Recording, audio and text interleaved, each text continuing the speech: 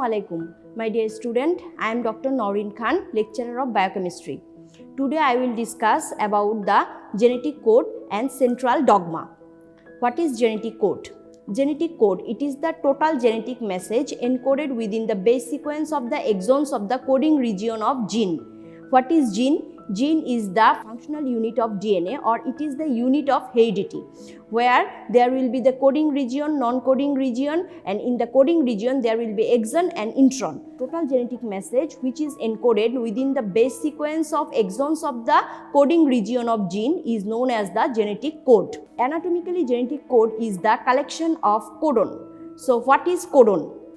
Every individual 3-letter words of genetic code is called codon. So there will be 3 letters, and base sequences are A, T, G and C.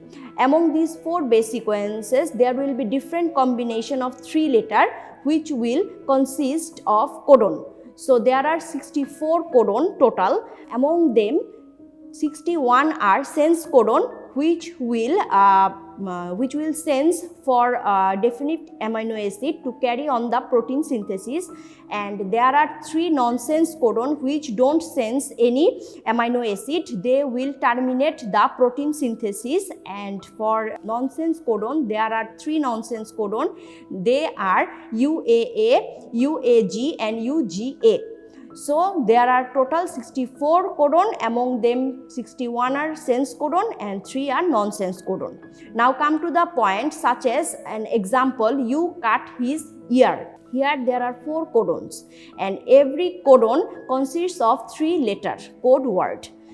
U, O, Y, O, U, this is 3 letter. So every 3 letter are collectively known as codon, and you cut his ear, they are individual codon. So there are total 4 codon. Now come to the point, properties of genetic code. Normally properties of genetic code are universality, specificity, degeneracy, comalesce and non-overlapping. These 5 are the points of property of genetic code. So first point, universality. Universality means a codon will represent the specific or definitive amino acid which is universal to all organisms. This is universality. Second point is specificity. Specificity means for a given codon there will be definitive only one amino acid. That means one amino acid is specific for a given codon. That means it is specific. So this is specificity. And third point is degeneracy. Another name is redundancy.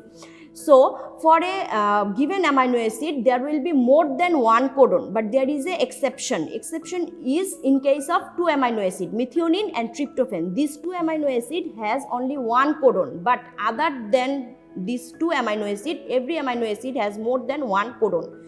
So there is an example, valine. In this case, valine has 4 codon, such as GUU, GUC, GUA and GUG.